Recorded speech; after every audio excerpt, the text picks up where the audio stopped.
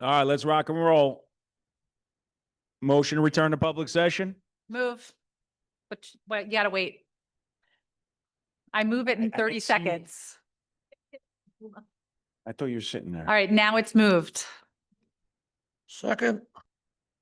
Pete's your second. Mr. Reddy? Present.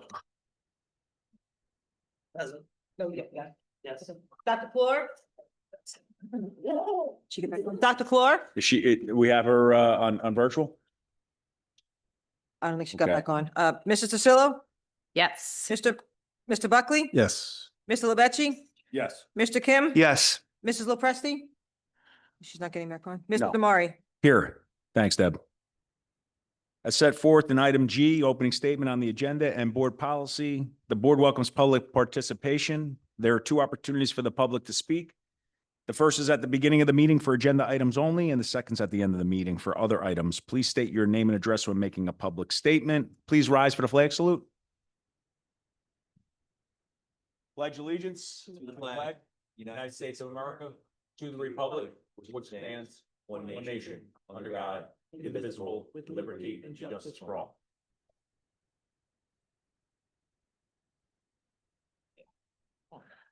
All right, we're going to start the evening with a health benefits update. Mr. Gunther from Centric Benefits Consulting. The mic is all yours. Yeah,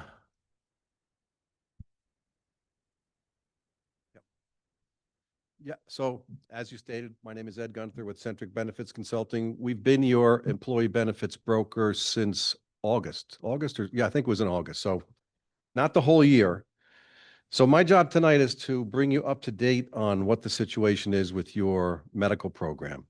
And, I'll state it right up front. I like to try and manage expectations. It's not great news. I think some of you may know to some degree how things are running, but you have an agenda in front of you, so I'll run through the agenda. If you have questions, you can stop me at any time.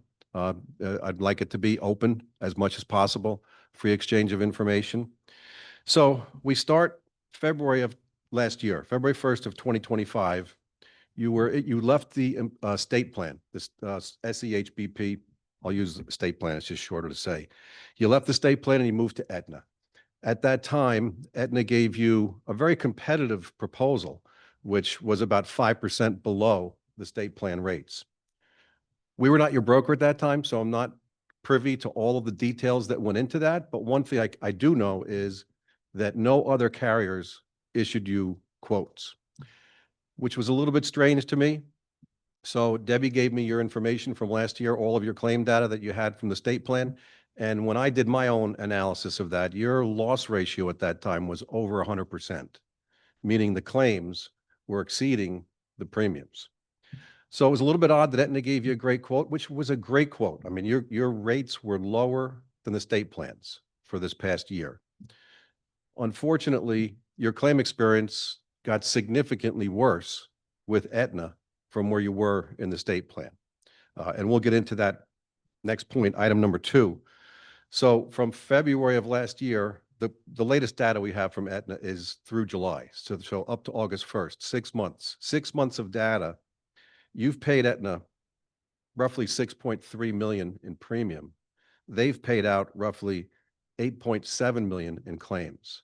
So it's a $2.4 million loss for Aetna. It's actually greater than that, but roughly a $2.4 million loss in 6 months. So if you multiply it out, if a full year, they're looking like they're going to lose $5 million on your program. So safe to say they made a mistake in the way they underwrote your program last year coming out of the state plan.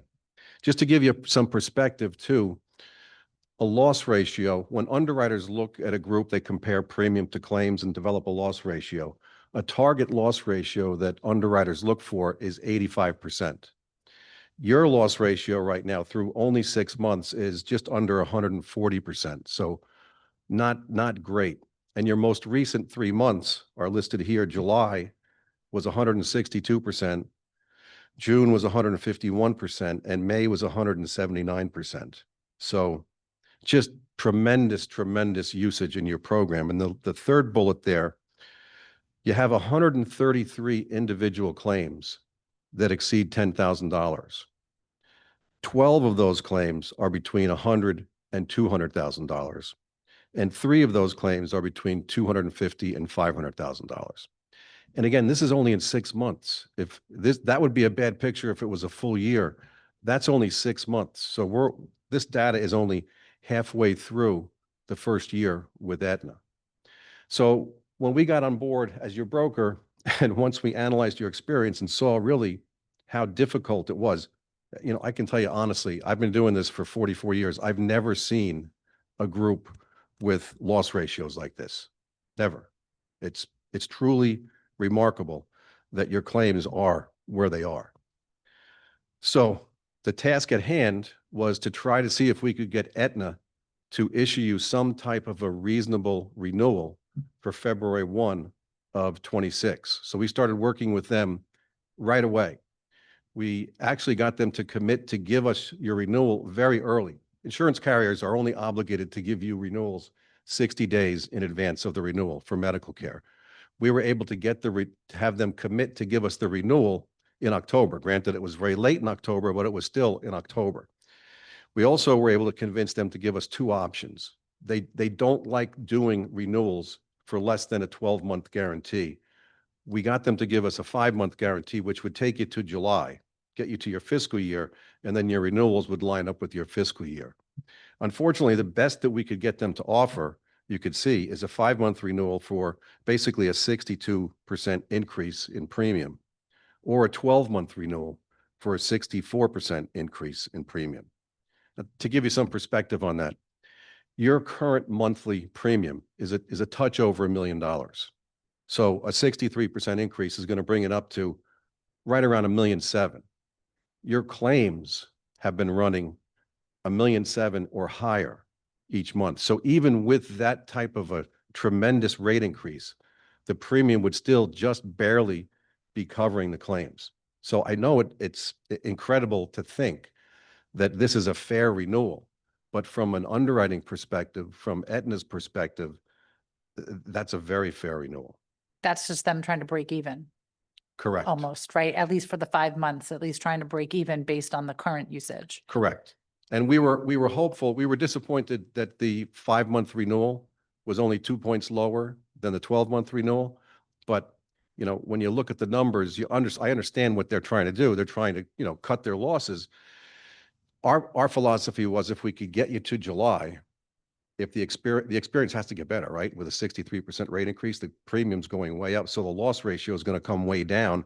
Our thought process was that for July, your fiscal year, we could get a manageable renewal compared to where you are right now. They just weren't willing to go any lower than the numbers we have here on the table.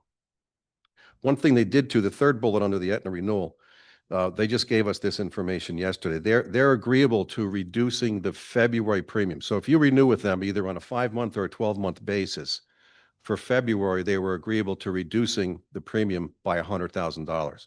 That was an accommodation we asked them for because you'll see, we'll talk about it, but the state plan has a 90-day requirement. You have to notify them 90 days in advance to move into the state plan. So we wanted to get you out of Aetna and possibly into the state plan on 2/1. But there's not 90 days right now. Right now, if you pass the resolution tonight, it's less than 90 days. And this just in today, we actually got the emergent approval. I know, Okay, I know. But before we had that, correct. I was negotiating with Aetna to see if they would work with us to give you a lower renewal for 1 month. If you got stuck with Aetna for 1 month, to bridge it to get you to March 1st when you can move to the state plan. So I know it seems like Aetna's not working with us, but they really were trying. They did not want to lose you as a customer. From their perspective in the marketplace, it's never good as a carrier for it to get out in the marketplace that, hey, we wrote Holmdel Board of Education and, oh, we lost them after 1 year because we had to give them a 65% rate increase. That's never good for the carrier. So they always try and fight to keep a case for at least 2 to 3, if not 4 years, to get it to a profitable basis and make it look good for themselves in the marketplace. So that's the Aetna renewal situation. By the way, we don't have any other options. You only have 2 options. It's Aetna or move back into the state plan. No other carrier or health insurance fund would touch you guys. I called them all. I told them all what your claim experience was. They all said to me, Ed, don't even submit the data. There's no way that anybody would quote you a rate that you would find attractive based upon your current claim experience. So we only have two options. It's Aetna at these renewal figures, or it's the state plan. Now, returning to the state plan, it's no picnic either. It's a 40% increase over your current rates. So it's not great. The state plan, some of you may have heard, I think I talked to one of you real quick before. The state plan is really in a very difficult situation right now financially. They issued a 32% rate increase to be effective 1/1 of 26 for all groups that are in the state plan. When you read through the Aon report, Aon does a report every year on the state plan. The rate increase really needed to be higher than 32%, but somehow they got it down to 32%.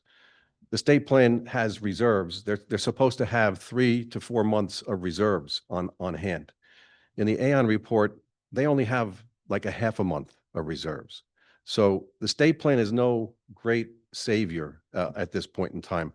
But for you guys, it's significantly cheaper than renewing with Aetna. So, but I just want you to know that. I'm not trying to paint an ugly picture, but It's ugly. it's very ugly. I don't anticipate the state plan renewal for 1/1/27 to be anything that you would consider budgetable. You know, all of our customers, if they ask us it seems ridiculous that we're talking about a 1/1/27 renewal at this point, but you have to sort of plan ahead. We're recommending to our customers that want our estimation of what we think the renewal to be. We think it's going to be pretty much what it was for 1/1 of 26. So a 30+% renewal with the state plan. So again, it's not a rosy picture.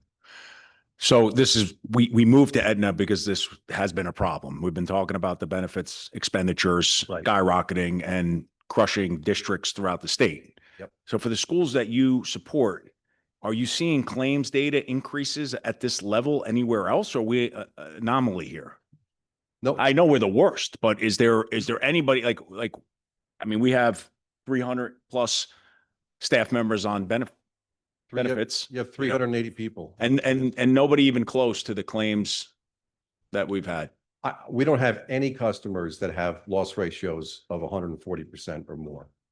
That's really the barometer that you look at from an underwriting standpoint. So, you know, to answer your question simply, We're no. excelling here in No, Holmdel. but I mean, that's a ratio for the premium, right? But is our claims like way outsized than any other district in the state? It's a combination of two things. Your rates are well below marketplace rates. So your premiums are suppressed because of that. To your point about claims, your claims probably are not really out of line with the marketplace. Maybe you're a touch higher, but everybody has seen a spike in claims, whether you're a private sector company or a school board or a municipality or whatever. Everybody in this area has seen a spike in claims over the past couple of years. A lot of it is prescription drug. Everybody's on Mounjaro or one of those weight loss drugs right now. They're incredibly expensive. Hospital systems, particularly in New Jersey, which impacts you guys, have negotiated significant rate increases with carriers over the past several years. So that alone is going to increase your claims just on a natural basis. So, you know, your group, I wouldn't call you out of the norm in every means. I mean, your claims are higher, but your premiums are lower. I mean, if you compare your premiums to other districts right now, your premiums are very, very competitive. They're very low. Well, we saved $500,000 from moving to Aetna. Yeah. That was the benefit there. Yep. Deb, let's just put these numbers out here real quick because I only have the 2024 numbers. The benefits expenditure was $12,683,000. And that was up from $11,350,000 the year before, $10 million in 2022. Significant increases. Deb, do we have the 2025 number of what the benefits expenditure is? Do you have that handy? If not, it's So for this year, 25-26, right? We budgeted premiums of 13.3 million. okay. So now if we go back to the state plan, our increase is going to be 40% of 13.3. My estimate, based on the current census, is 14.8 million. So- And just to be clear, that's for January, February, what time? February 1. February 1 to June 30th. So we budgeted 13.3, but now we're going to switch and we're getting an increase either way, didn't matter. The last 5 months. So now it's going to 14 point, For the full year, 8. though. That's the full year. Full year, right. Full year. no, I Right. know, but it's But we- still, we only budgeted 13.3 million for this school year's budget, this fiscal year, and it's actually going to end up being 14.8. But we also budgeted employee contributions at an estimate of 2 million, and our run rate right now is a little closer to 2.4 million. So. So we have a little we- buffer. Right, just because of Okay. people's contributions. So in the end, for the 25-26 school year, we're gonna be at 14.8 million. And then for half of the year at the current rate that we're talking about, right, is going to be a certain amount. You're gonna tell me in a second-ish, just the total. But then in February 1 or January 1, the state's gonna increase, you're guessing 30-something% again. So what we have to actually budget for in the next fiscal 26-27 Is is 15.8. 15.8. I'm sorry, No, it's that's- more than that. No, Didn't no, you I'm say? sorry. That's wrong. 20 million. 20 million, right? That's the number. 15.8 was if we went to Aetna right now. Right. So 20. 20 million for 20 million to 26, go back. to the state plan. 27 Deb, for the full fiscal 20 million to year. go back on the state plan? That's to go back to the state plan, and I assumed a 30% increase January 1, So based on the current census. Right. That is a moving target, because when people go Claims. for an enrollment, Yeah. well, not claim, it's not to a People claim. change their plans, change their people plans. move. Babies are born, people go from single to married, people go from married to Correct, family, right. that, it's a moving target. So this is based on current census. So generally speaking, we're going 20 million. And we're gonna end up being at 14.8, so we are increasing 5.2 million. We have to increase, Versus the new estimate for this year. But yeah, versus budget, but our realistic number right now, preliminary, because everything is up in the air, we don't actually know, this is not actual numbers. Right. Right? We're projecting. So 5.2 million, no matter what, we have to put into the budget over this year. Right? over the current, Fiscal year. over the revised estimate. If you're comparing to the original estimate, No, yeah, no, I just mean like, Right. yeah, of the revised estimate. Yeah, okay. Do you have a head count of how many people are on our plan compared to 382, based on the last census. 382? Yeah. In 2024 is 324 people. How did it go up so much? Unless these numbers, this head count total says 324 people. This was all that data we put together. Because there's an Yes. open enrollment period every year. So like if From if the- I didn't take my insurance, Chris, like, Who but if provides- I didn't take, my husband doesn't take insurance through his job. But if I lost my job or I resigned or I whatever, he would pick it up during, so like things change because of life circumstances and just open enrollment that people, it's cheaper Well, for I me. don't know what data he's looking at, but that's a significant jump. Like this, what, 60, 70 employees? Well, this was the data that That could be before you had completely gotten wrong. here. So No, I know. So don't we'll know have to that. sync up with this because we had compiled 15 years of data. So that would be a significant jump. It wouldn't make sense unless this data is incorrect, but Is that 382 including dependents or just No, that's. employees? That's that's just employees. employees that are paying, we're paying premiums for. The latest Aetna report I have shows you at 380. 380. Okay. Yeah.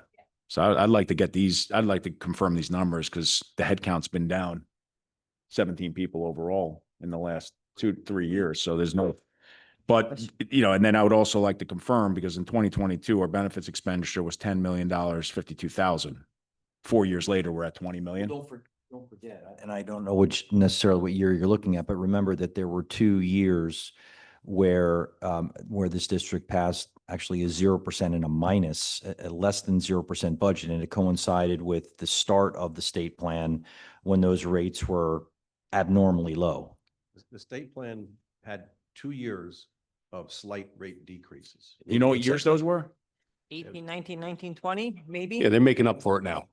No, it was right after COVID. Right after COVID. Because the rest of the marketplace recognized that claims were suppressed during COVID because everybody was in their house. Well, 2021, 2022 was our lowest numbers. That's We're- right. We're at 11 million and 10 million. Yep. And that's because that was coincided with Chapter 44 and the State Educators Health Benefit Plan and very low rates. And when I look at these, I'm just curious, like, I don't know year to year. So 133 claims, obviously the 12, from 100 to 200,000 and the free, a $250,000 to $500,000. Are these an anomaly? Will we not see these again? I mean, is it normal? I'm guessing, It's- It's not totally unnormal, but this is a 6-month total. So Right. that would not be bad if it was a year, but this is only 6 months. So your volume is heavy. I'm just wondering what's left in the bucket, like how many people we were just saying like during COVID, people didn't make claims because they really weren't going. And this is almost, I feel like things are catching up now. Oh, yeah, Everyone's no. like, all right, let me get my knee replaced. Let me do my shoulder. Let me get all this stuff done. 100%. We're still seeing that. Absolutely. Because it looks like, I remember this conversation this board had like, oh, we'll give Aetna a shot. And I was totally agree with it because it was needle mover money. Now we gotta go back. We can't do 60%. We can't, and unfortunately, we don't even know what 30% either. Right, The we're gonna difference. have to, yeah. It's screwed. Either way. Which crab sandwich you want to eat. Since, Sucks. since you've really gotten here and since I've been involved, it's been, these benefits have been out of hand. We've been talking about it from day one. They're Well, I mean, not sustainable. They've been going up, we've been able to manage them. You're right, because if we were talking about 15% or 16%, which is nowadays is good, but in general is not great, like we could sustain those. But when you double that, that's where it goes off the rails, right? And that's, where we are this year. We're absorbing a 32% increase mid-budget cycle. We're going to have to find about $1 million.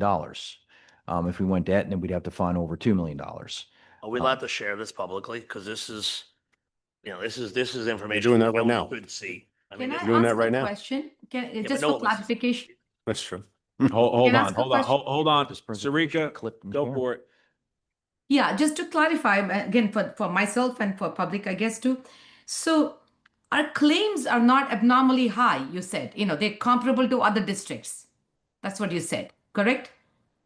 Well, yes and no. I mean, your premium is low and, your claims are high. I mean, you do have heavy activity with your Higher claims. than other school districts generally? That's very difficult to measure. To measure, okay. All right, so we don't know if our claims are abnormally high, at least. So as far as we know, the claims are kind of similar. But then you're saying that this whole, so this increase from 13.3 to 20 million is only because the premium increased, even though our claims are similar to other schools? Or do other schools, are other schools seeing the similar jump? Like No, the claims, 13 the claims aren't similar. No, They're similar to other schools. He said it's hard to say. He didn't say it's higher, right? No, it's hard to say how your claims per se compare to other districts. It's more the premiums. Your premiums are lower than other districts right now. So to a certain degree, you're playing catch up now with the marketplace. But one of the things about to your point, I think, is the rest of the marketplace. I mean, there are still 280 school districts in the state plan. They're all getting a 32% rate increase on January 1st, every one of them. And there's no negotiating. You've been in the state Whether plan. they're running well or not, Whether they're doesn't running matter. well or not. And the other bad So- thing about the state plan is, the groups that have favorable experience are leaving. The only groups that are going back in the state plan are groups like you guys with horrible claim experience. No, but I guess so trying to figure out this loss ratio, the two variables are premium and claims. Claims, But that's why I think she's trying to figure Yeah. one so- down so we can Let's see. look at it this way, Sarika, right? We're paying a premium of $1. For every dollar, right, Aetna is paying $1.60, right? So our ratio is 1.6, right? So they gave us a better ratio than other schools? But Did another other school- schools start wait, with, But wait, another district might be paying $1.50. And So- at 1.6, their differential is only 0.1. So that's my question. So it is, for example, we started at 13.3. So is it that if we didn't have that artificially low premium, we would have started at 18? Is that what you're saying? I'm just trying to clarify it here. Yeah, So so it's a good question, and I think Ed sort of alluded to it, which was, I think, it was sort of a head scratcher for Ed when he looked at the fact that Aetna Rhoda set the premium they did with our claims loss ratio at the time. Yes, we were sort of quoted in how and why that happened. Who knows? Really. because we switched to you because we thought we would, we switched to Aetna, I mean, not you, to Aetna, because we thought we'd make that 500,000 saving. But if they were giving us an artificially low premium and then now saying 6 months later we'll bump it up, we wouldn't have changed at all. No, we still save 500,000 talking there. next We year. still, No, but then all in all, they, according to We're still them, getting the same increase from the state plan. It doesn't matter. no, but then the 13.3 million was artificially low according to them. yeah, but we correct? benefit, Still we doesn't matter. benefited for the year to save that 500,000. But we're bumping it up so much more We now, got so lucky, 500,000 actually. seems It was a nothing. great move. We got, the know? gods gave us a present right there, and that was it. And now they- that's all we could say.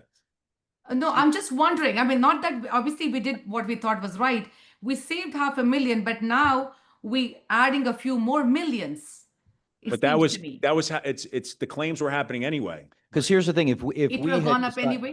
Yeah. If we decided, if we had just, the board had decided not to go with Aetna, we would have gone, we would have stayed in the state plan. State, yeah. And we would have gotten a 32% increase sooner, and we just would have incurred that expense sooner than we are. So we would have, Not saved. and not saved, 500,000. yeah, so. So, I mean, I think what you have, like, what we have to remember is that they're a business, and as you said, they want, for every dollar that they collect, they actually only want to spend 85 cents right. on the claim because they want 15 cents in profit for every dollar, Exactly. right? And instead they're losing, they're paying out $1.63. I mean, these are That's- $1 million. Personally, listen, at the end of the They're- day, every other school district's pretty much going through the same thing, whether it's, this much or that much. Other It's all business. happening, and nationwide. businesses, public sector, private sector alike. Yeah. It's happening to everyone. At the end of the day, the only thing that I could even imagine doing is somehow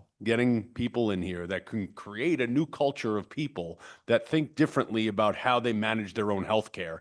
And that's a task I can't even imagine taking that on. But can it happen? Absolutely. It takes time, it takes effort, and so on, and education to the people on, hey, maybe you don't need to take the GLP-1. Let's try going to the gym. Let's try putting down Right. the hero and eating a salad. I'm just saying, Exactly. I'm not trying to, you know what I mean? It's just That's going to be the campaign. creating, a life or culture that you're becoming more healthy, and then we'll start potentially seeing lower claims. That, I think, and kind of what I was going to ask you guys, what do you have in mind to help us potentially start creating that culture? So, because that's the only part that we can control at this point. Right. What can you guys do to help us there? Because 3 years from now, if we actually start implementing some things like this, we may say, hey, you know what? Claims weren't as bad as they normally were. Yep. And you know what? We might have a decrease in, which won't happen anyway. We know that. So, but it will be, instead of 60%, it might be 20% or 10, 15%, Right. which is a little bit more than what we're getting. So that was going to be my question to you. There's nothing to ask you about, well, did you shop the market? Did you do this? Did you do that? It is what it is. It really truly is. And it stinks that it's that way.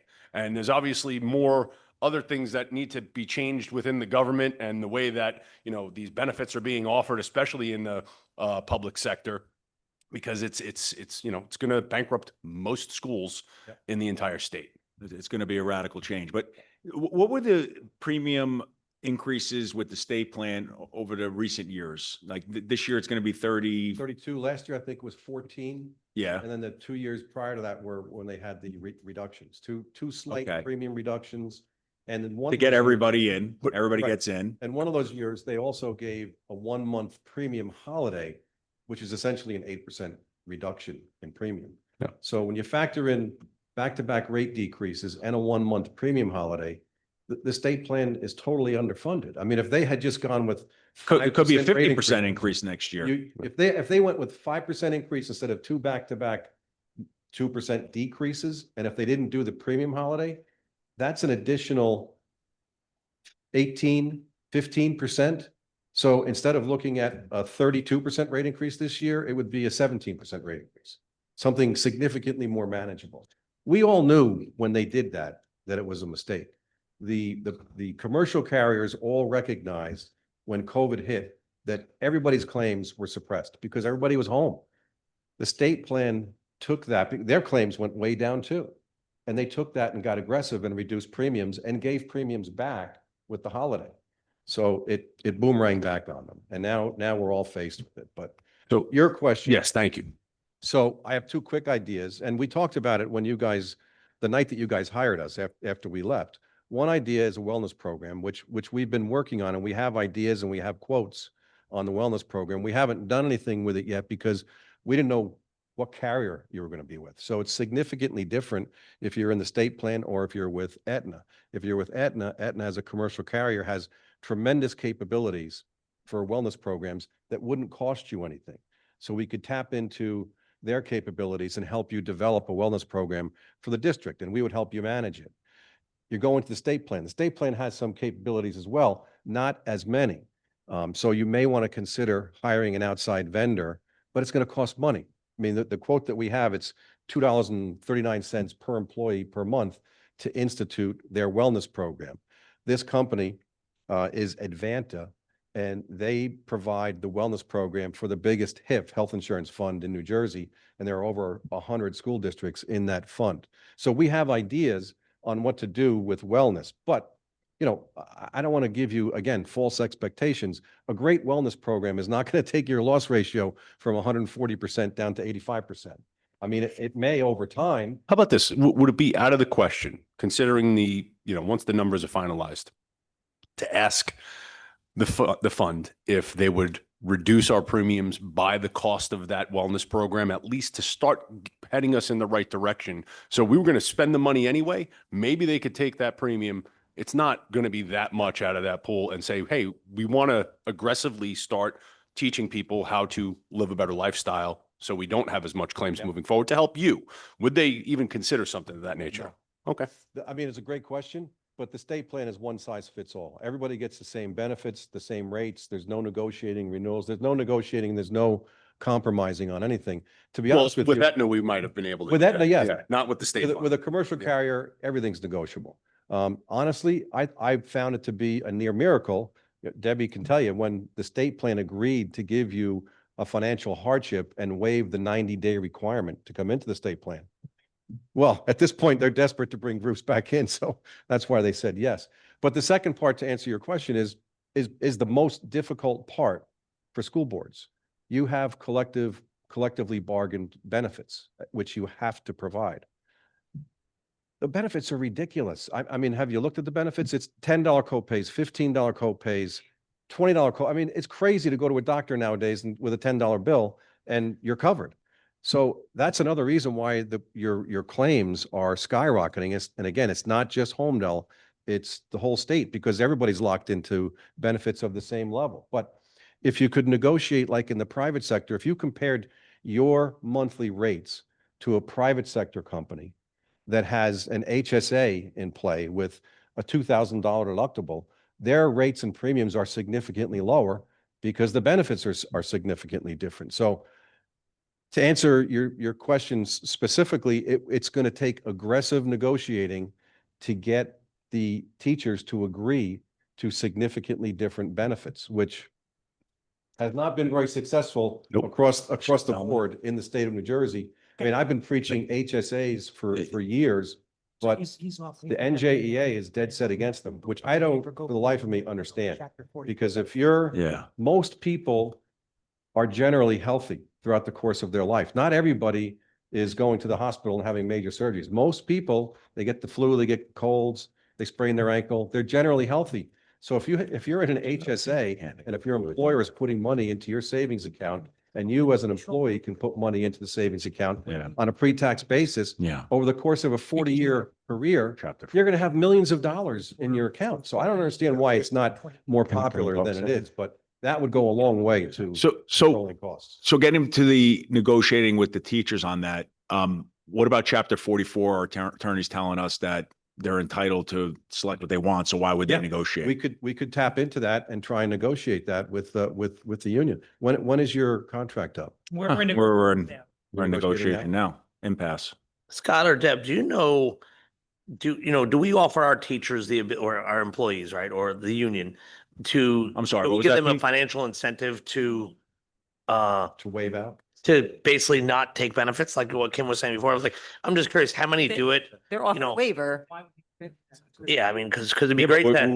where are they finding better benefits? Well, than I was going to $10 say it, of waivers? course. I mean, trust me, like maybe other public entities, because I know I would die for these benefits. Because in the private sector, we get crushed. You know this. In most cases, the people who waive are folks who have spouses who are Almost like- also in the public sector. Like board member Tassilo, who has a spouse in another. Right, my husband waives. So, Right. but, There you go. We'd love to get more There you to go. waive. That's the point. but, if but I have a when problem. you go back into the state plan, you're not allowed. So waiver. if I was in the state plan, my husband wouldn't be allowed to waive. But I'm in a private plan, right? So we do have married couples that work here and things like that. So in moving to the state health plan, we'll actually gain a little bit of money back because they're not allowed to waive. So we don't give them that money Yeah, back. I don't know the exact That'd numbers, be but I think small for this compared year, to how it's we're about gonna get $130,000 cream. extra, 130,000, yeah, on waivers, which will save over the next period, yeah. But that, that pool could have changed too until we know. Like I always think, can we incentivize more? You have a young teacher, 24-year-old, I don't want to say kid, but 24-year-old man or woman who's like, I'm healthy, I'm good, I don't need benefits. You're going to pay me $3,000 or $5,000? Like, can we dangle a carrot to get them off that? Because as you know, we're But paying a lot if they more. already don't need the benefits, they're waiving. Right, okay. But if we Right. get more on there, that's all I'm There's saying. not many people going to want to live without benefits. Yeah. Young And, kids. I mean, you can only. Money talks, especially when they're great. I 26. mean, I think about that for my own benefits because they're miserable and you're paying a crazy premium. So I have a question, one thing, some Yeah, sorry. others may have asked it. So how many schools, all in all, in the state are on the state health insurance? And are most of them on state benefit plan? How many are on private ones? And besides Aetna, are there other plans that they are able to get on? It's about 50-50. About 50% of the school boards 50. are in the state plan and 50% are either in a health insurance fund or a private carrier like Aetna. So, but we have only Aetna and state board as our choices, you said, because the others Nope. don't want to touch us. Yes, nobody else would quote you based upon your claim experience. I But mean, so- they'll quote you, but at rates that are probably 60-70% higher than where you are right now. But other school districts have other insurances. So I'm trying to see what other people are doing so that if we are so bad that nobody wants to touch us, in what way what have we done wrong, You didn't do anything wrong. You took advantage of a great deal last year and you saved $500,000, yeah. $500,000. It's not doing anything wrong. It's just the people are using it. It's the luck of the It's like- draw here. It's right. So it might be one person that, had cancer or one person had, some crazy disease pop up. And then a lot of it is specialty pharma, Right. right? Specialty then the- pharma is crazy, the But amount. because of that, other insurances don't want to touch us. That's the part that I'm finding it. Because hard they to want to swallow. make money and they can't make money here because of the usage rate. I'm sure the usage rate is similar everywhere else. Everybody else is taking GLP-1. That's what I'm not able to grasp. It's okay, I'm going to let it go. But why we're not so different? I mean, that's the part I'm not able to understand. I feel like we're obviously very different. We have claims through the roof. Yeah, we do. So That's why are the we, difference in I'm not premium. sure. Yeah. The premium is low. Yeah. We'll see how it pans out next Okay. year. So they look at the loss ratio and that looks so bad that no carrier wants to touch us, even though if you dig deeper, say that but that's Yeah. not explainable to say that, hey, we got lucky. Yeah, okay. That's, Okay, all right. I can tell you too, I mean, I don't know if you care or not, but your claims are composed of medical claims, obviously, and prescription drug claims. Your prescription drug claims alone are between $250,000 and $280,000 a month. That's just prescription drug.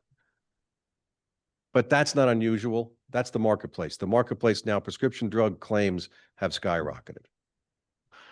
It's a broken system. You know that, Ed. And It's a broken system. it's I've been totally- seeing it for 3 years, did- paying did- attention. It's, did you mention previously that we are not able to utilize a PBM to share in the savings of prescription plans? To get the rebates, if you're self-funded, then you You can, can negotiate rebates. If you're. but not in the fully- state plan. No, not in the state plan, no.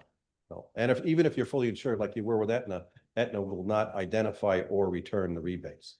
If you go self-funding, that was one of, when we talked, when I was back in that room with you guys over the summer, if you were self-funded, say with Aetna or any commercial carrier or a TPA, we could negotiate to have the rebates returned to you. Yeah. But that only occurs if you're self-funded.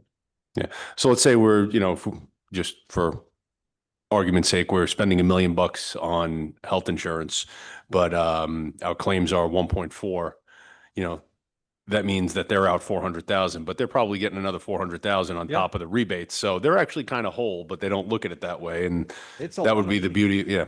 I have It's a really crappy system. just to give you an example, I have a private sector customer in New Jersey.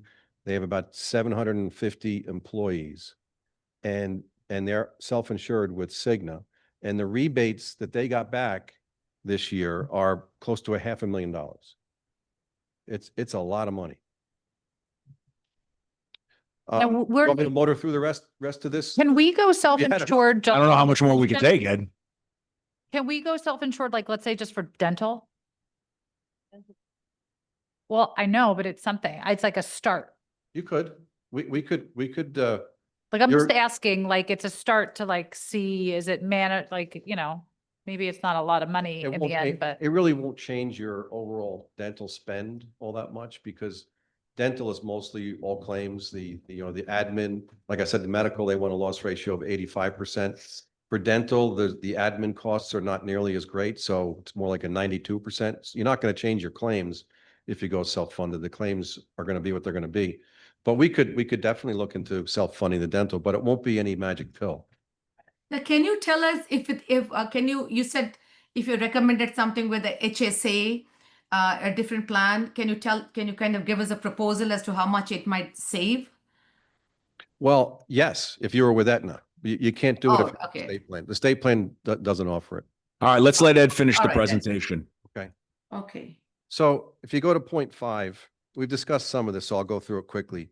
If you decided to renew with Aetna, which I know is not likely, but just so you know, for the 12-month renewal, your rates would go up by 63.5%. So the premiums would come way up, and it would better position you for a more favorable renewal to one of next year, to one of 27.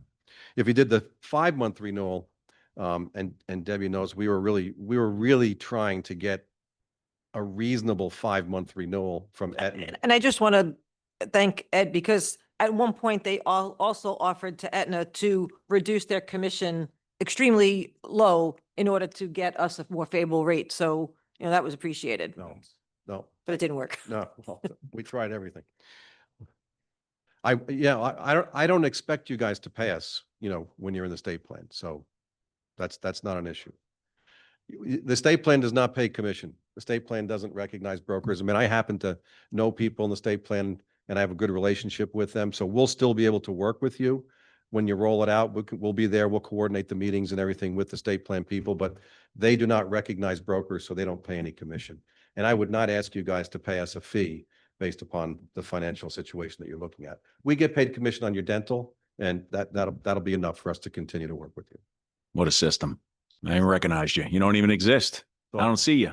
No, well, hey, I've been saying for years, if the state plan paid commission, they'd be better off because all the brokers would be trying to put school boards in, and the more they have in, the better off they would be. Might as well, I everybody actually might think as well pile into one program. I actually think we were paying a fee of about $20,000 a year to our previous broker when we were in the state plan.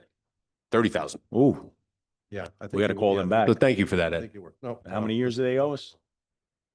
All right, Ed, where are we here? So obviously the Aetna plan doesn't look good. Yep. So the state plan, as you know, so you go back into the state plan on February 1st. Your rates are not guaranteed for a year. They're only guaranteed to January. State plan, as I said, it's one size fits all. So they renew everybody on January 1st.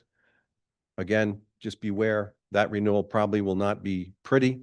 We won't know what the renewal will be for 1/1/27 until probably July or August. We get a good feel from the marketplace, what's happening. So we'll be able to give you fair warning, but, and again, you do now have a mixed bag, right? So your medical will renew January 1st, your fiscal year is July 1st. So some people like that because they sort of overlap, but it does make it difficult from a budget standpoint. So the other thing, the last thing, we already talked about it, but wellness, as I said, we're ready to go with wellness with you guys. It's just a matter of, we need to make sure what carrier you're with. So we'll get, now that we know you're going to the state plan, we'll get to work on providing you guys with options through the state plan, and we'll help you manage that program and help you roll it out to the employees as best we can. Ed, your last note here is that moving back to the state would mean staying there for at least 2 years. Can you just elaborate for the board why that would be? Yeah, I mean, it's not a requirement. It's more of a realistic situation because the carriers, the commercial carriers really won't want to look at you until you have 2 years of data in the state plan. So, I mean, we can try, and I definitely will try. So maybe after you're in there for 6 months, we can get the experience from the state. But that's the other bad thing about the state.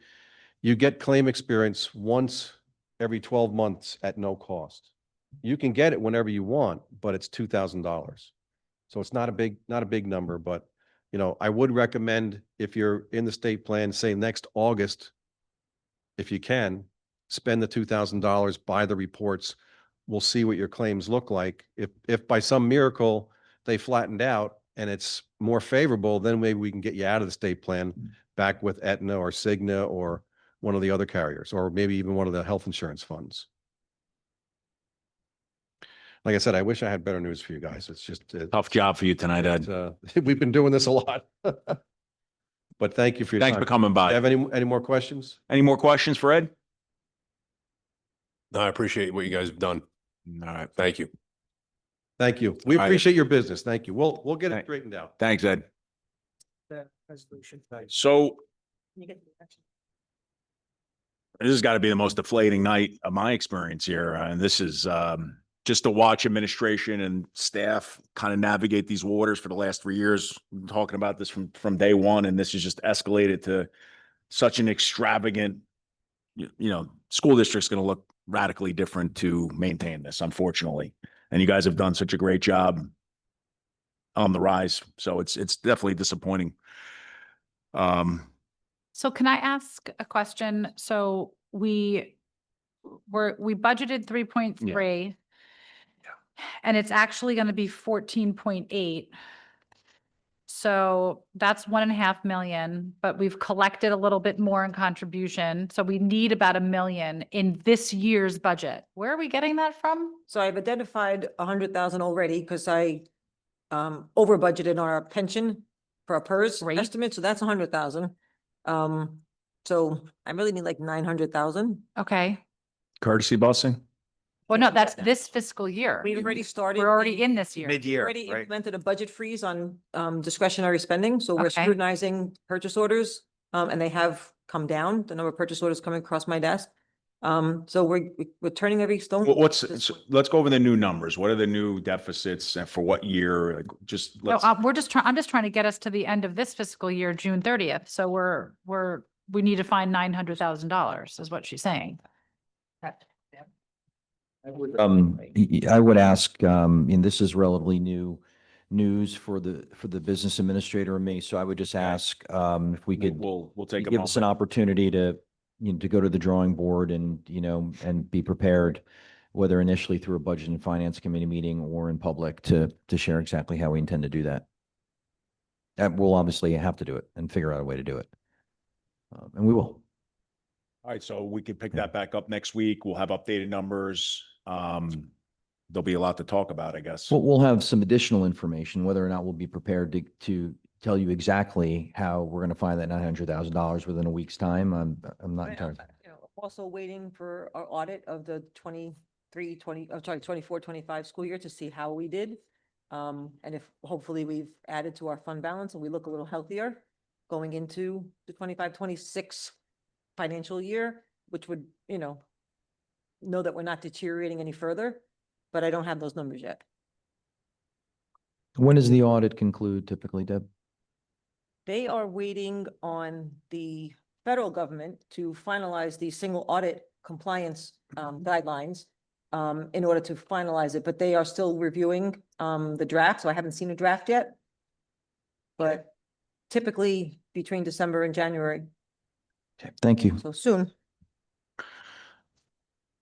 Any other questions on the particular presentation? I mean, just to be clear, everybody hears there's not many options. There's basically two for benefits. And that's very similar to transportation since I got here. So just so everybody knows context, 2015 to 2022, the district paid 2.5 million to 2.86 million in transportation. That shot up to 3.46 in 23 and then 5.33 in 24. Came down a little bit last year, 5.05. That and then the benefits is 87% of our budget, correct? The benefits and the salaries. So that's what we're working with. And there's not many options. I still can't get over that this transportation number can't come down. I know there's not many options with transportation. But I don't know. I feel like that industry should have gotten a little bit better. Gas prices went down. I know we've spoken about this. I'm just trying to say it out loud to the public that we are communicating about this to try to figure out ways to get these numbers down. But there's really not many options. So there's going to be a lot of decisions to figure out. All right.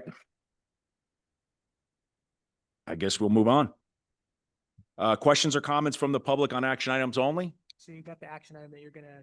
The action item is all right, so the action item is approval of health benefits resolution. Resolved that the board approve a resolution authorizing the participation in the school employees health benefits program effective February 1st, 2026, in reference to what we just spoke about. Any questions or comments from the public? No questions or comments? Motion? Move. Second. Roll call? Yes. Dr. Clore, Yes. Mrs. DeSillo, Yes. Mr. Buckley, He had to leave for his child. Mr. Lebechi, Yes. Mr. Kim, Yes.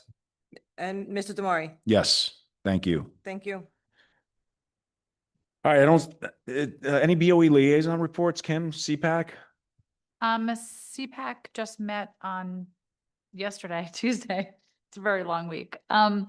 Met on Tuesday. The point of discussion was coming up with the topics that from the public that they wanted to hear moving forward in the year. I think the big plan is to work on kind of revamping what the transition fair looks like and adding mental health into that for our students. We're doing a revamp? A little bit of a All right, we're revamp. picking up the meeting. It's getting exciting. With Yeah. positivity. Yeah, so The stuff that matters. and so that's gonna be one of the big things that ramps this school. So there's going to be more vendors. Identifying not Put your thing.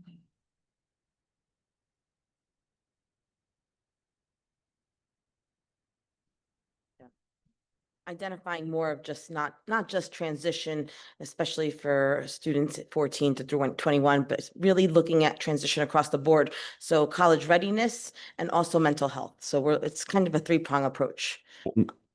What's the date scheduled? We haven't scheduled it yet. It will take place at Bellworks. It won't be during the day. It'll actually be late afternoon to evening. So it'll give parents more opportunity to come out and be with their children Okay. and be able to visit each one of the vendors. There'll still be activities and things to keep them engaged, but essentially just trying to reach. On year 3, 4? Ooh, 4, yeah. So the transition fair was going to start in the Holmdel Township room at Bellworks, It was, which is very small. yes. And we got it into the atrium that year. And now we went from how many vendors to start, 20 something to now 70? Yeah. That's awesome. And then we also kind of tagged Dr. Lomoglia at looking at a lot of what we do is and talk about in the meetings and the presentations and things for transitionings are IEP driven, like for our IEP students, but the CPAC is also for 504 students and trying to, there's definitely more support from child study team on that transition piece than guidance from like the guidance department going into the 504s, right? So kind of bridging that gap between the two, because really a lot of it's the same resources. It is. So, right, so it's just a matter of, bridging that. And some of it's is already started, but we're going to continue that work. That's great. How far are we on the transition fair planning? Is it just still exploratory? So I don't start it yet. Okay. I wait till January and then it begins. Because I would love to pick up, I know we have to connect on NJMEP. Maybe that'd be a nice way from the step in for the transition fair for What's that? research. What's that stand for? New Jersey Manufacturers Extension Program. They represent all manufacturers in New Jersey, and they offer tons of jobs, Job careers, STEM, so they come in. We have to figure out if it costs anything. But they award a lot of grants. A lot of our politicians in the state are very active with them, trying to drive jobs into the state. So maybe that might be a nice opportunity for us too. Yeah. All right. Kim, is that it?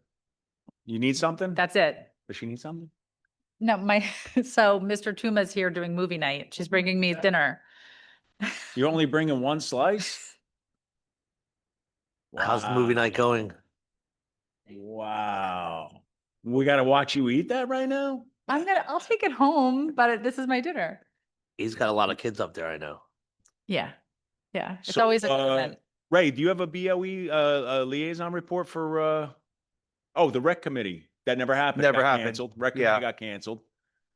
And that's it. That's it. Anthony, anything on your end? We're having a community relations committee meeting on November 19th. Okay. For the What's the next plan? committee of the whole. Any?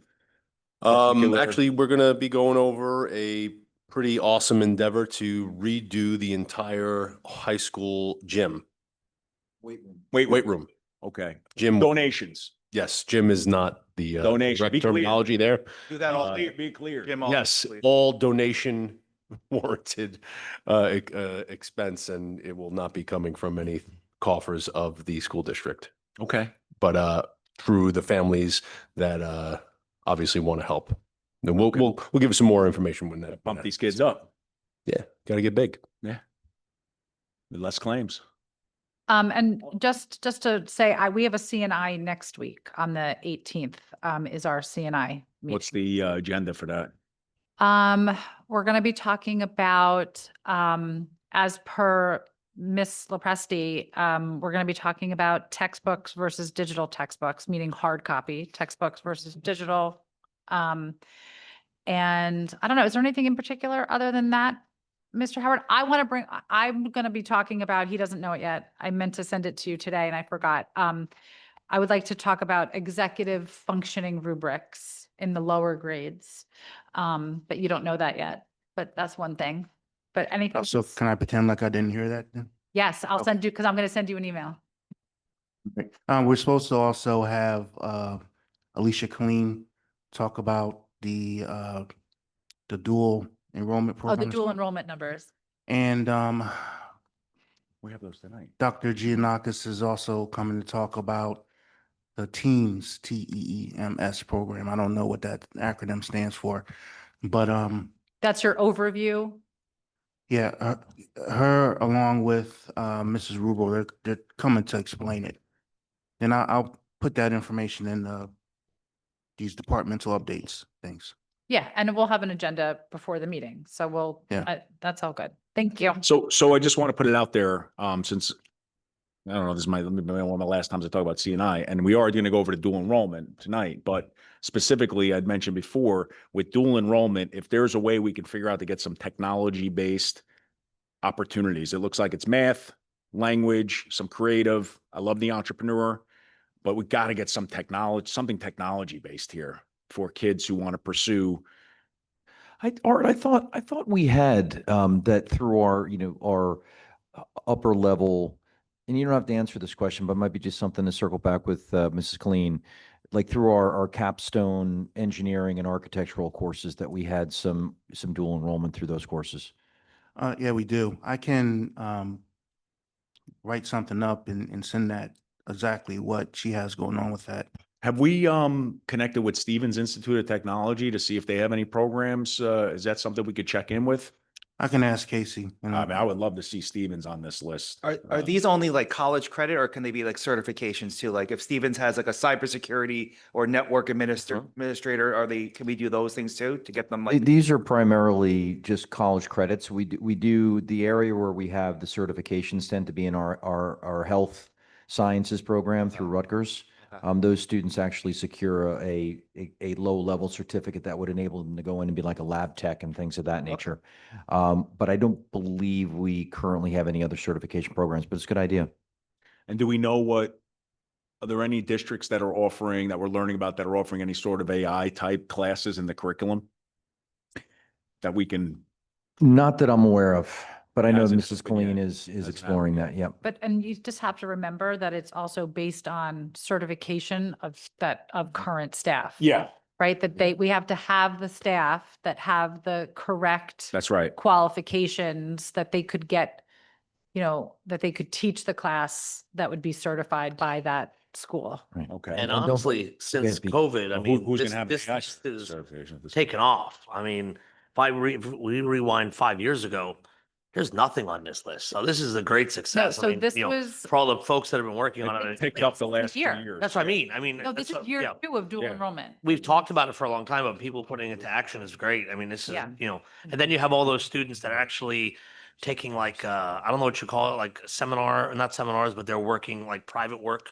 Like, So that's like the entrepreneurship is that experience. that one? Yeah, It's that's, only 5? Okay, I must know all 5 kids then. I swear to God, I was like, wait, what do you do? He's like, And I this- do real estate. this is missing, I don't know how many there are, but I know there's at least one because the other this is dual enrollment within Holmdel High School, but then there's also the dual enrollment at Brookdale. And I know Correct. personally of at least one kid in it. Yep. I don't know how many. So that's, the student would just, They leave, they do some they do like the morning here English and and then gym they and go. leave. And then they go to Brookdale for the other classes. It's only open to seniors because Right. they have to be able to Yeah. drive, I guess. Mr. Howard, some good questions here from the board, and opportune that there's going to be an update at the CNI meeting. So maybe give a full, an augmented report there, and then we can report Yeah. back subsequently at another meeting. and Yeah, thanks good to the questions. supervisors to getting this to this point, and hopefully we can continue to nurture and support it based on the, Well, that's, I mean, I have to say, I was gonna, you read my mind, talk about adding courses, it's gonna become, a stealing from Peter to pay Paul kind of thing. It's no longer like we just can keep adding on top Yeah. and on top because, and particularly our applied engineering courses are super enrolled and we're already paying 0.2s to teachers to teach those additional sections. So in adding courses, now that doesn't mean, and I've had conversations particularly with the high school principal, that I really want you to, because we're now in that process of developing the program of studies. That'll be approved prospectively by the board in January. The master scheduling process will begin at the high school in February. And so I've asked him, I said, you really need to audit your offerings now in advance of publishing the book to decide, are there certain things we're going to kind of winnow out and add, but that's to modernize our offerings, which courses are under enrolled. So, I've front loaded that conversation with him. So he's making those decisions now because obviously we can't have kids register for courses and say, oops, we can't run this. So So- just to be clear, like when we're saying that there's 5 kids, forensics, NJIT dual enrollment, that doesn't mean that there's 5 kids in the class. That just means only 5 students paid for an elected, because it's all on the parent. That's right. So only 5 kids elected to take the college credit. That's correct. So there's probably at least 2 sections full of forensics, but only 5 paid to do it. So the kids are taking it for preview because when they take it in college, so they're ahead. Like they'll be repeating the work to get a good grade. Or not, well, so my daughter has took 12 dual enrollment last year, and she so she'll be able to Spanish 101 done, right? But other things like the pre-calc that she took last year is not, because she's in calculus this year, it's going to end up being an elective credit when she carries it to somewhere. So you might it might not be anything other than an elective that you get waived, Those but are it's like- still, but 12 credits, now she's a semester ahead. Yeah. And you're saving thousands of dollars. Like, for Thou- instance, when you said, say, honors Italian, when Mallow was before she retired, she has one more than 8 kids in honors Italian. I know she has at least 20 to 23, whatever it is. And because I know on my kitchen counter, we had a Seton Hall thing for months. Okay, don't forget to tell the college about this so that you get the credit. And you're right. Like, my kid, instead of taking 3 languages, he's only taking 1. That saves me easily $4,000 or $5,000 just because I don't have to take 2 classes that he Right. sort of took here. And the biggest note, even though there's probably 6 people in the public listening, is this isn't all for your high flyer kids. This is for, like I know at St. John Vianney, Everybody. exactly. I know a kid at St. John Vianney that was not your smartest kid in the world. He got like 18 credits. And I'm like, wow, that kid got 18 credits. And I'm Better like, hope one of those 6 isn't that student's yeah, parents or I something. mean, but no, they aren't. They're, like they've, but it's wonderful. It's a great opportunity. It doesn't have to be, It's phenomenal. it's all kids have the ability to get it. And it's great. This We're offering dual that. enrollment, yeah, everybody As does. long It's as, great, there's you know? students enrolled, hopefully we can continue to keep it. Yeah. Let, So I let's, have a question. The dual enrollment, did you say that the parents are paying for those college credits? It's not costing us any money? Correct. Is it? Correct. Okay, And you all pay right. a significantly less amount Yeah, if you're I taking got it it. now Okay. versus college. College, right. I didn't mean to jump the gun on the dual enrollment. We're having a presentation. We're talking about it in an old business too, the numbers. So, I mean, we could pick it back up. And for the CNI, since you were talking about it, can I ask a request, knowing where our budget's going to be and all this stuff? I'll wait for Kim.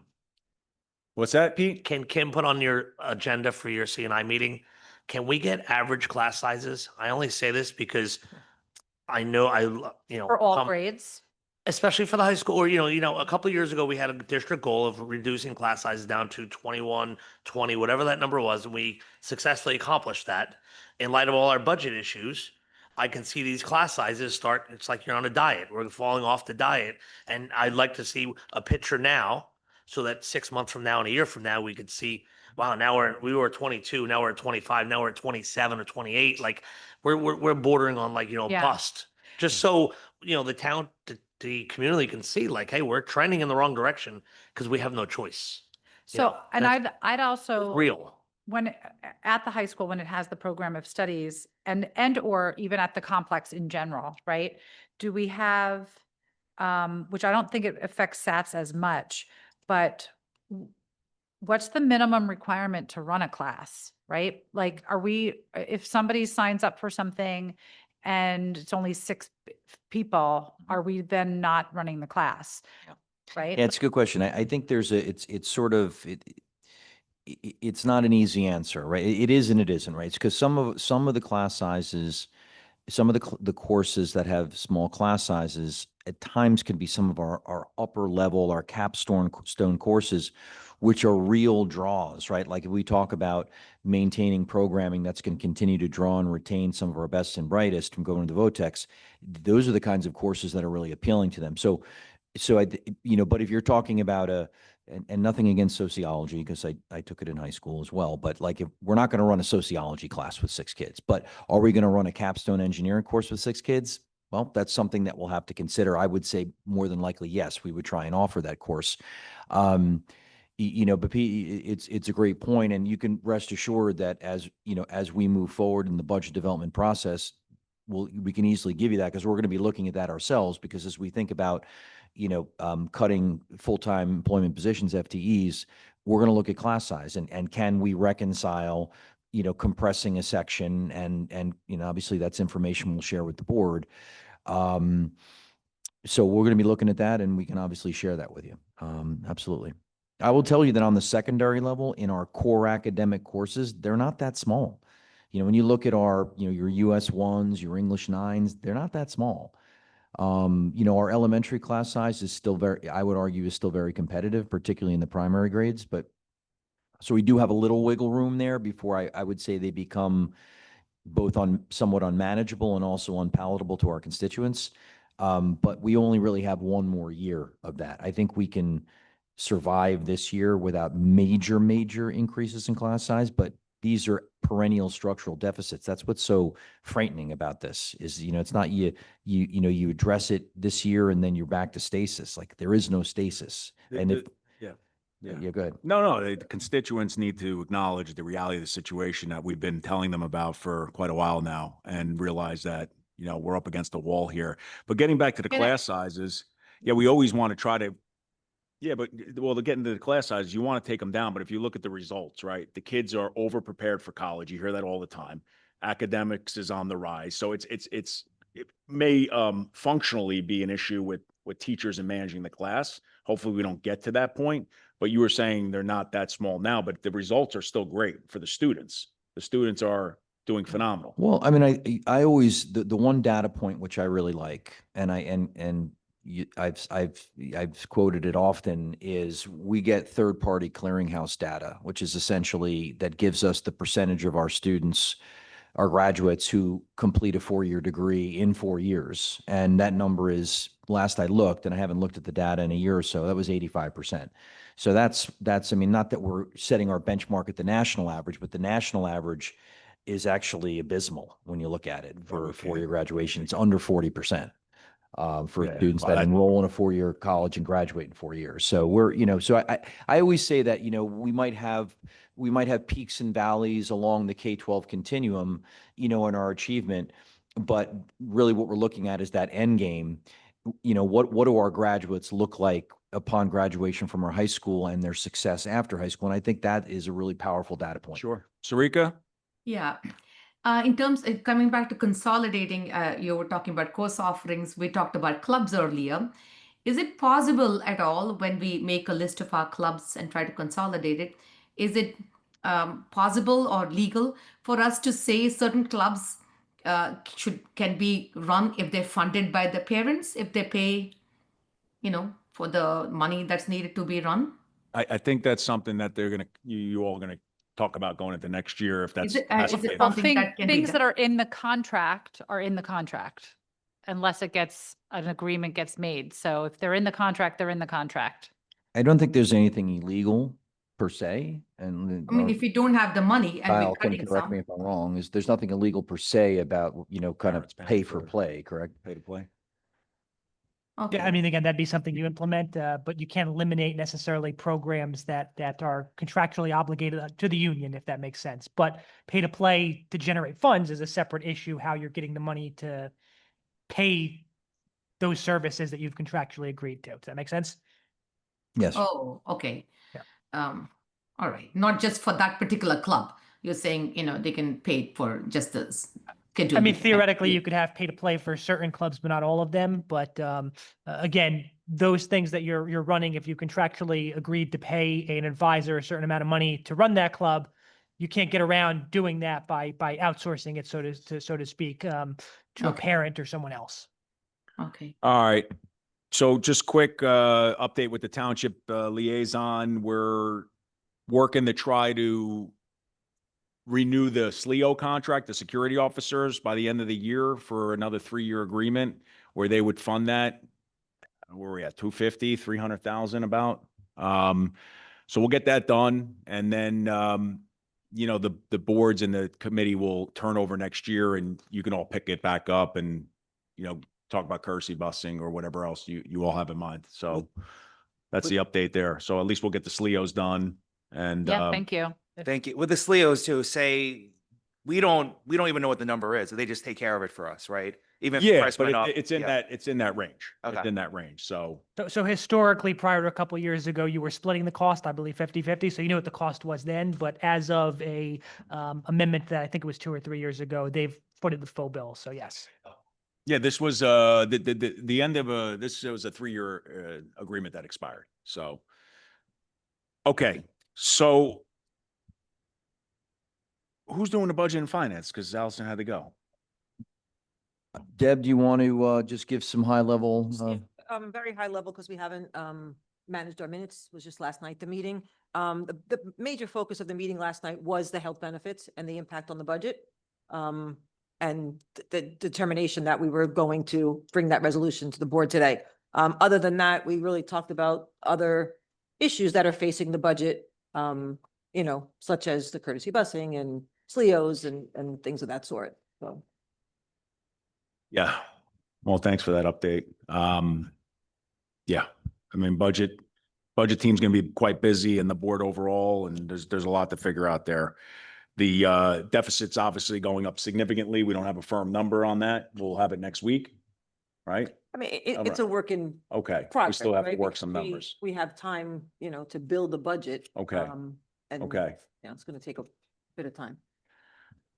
All right, anything else to add on anybody on the budget and finance? Or are we moving on to the old business, which is the dual enrollment data?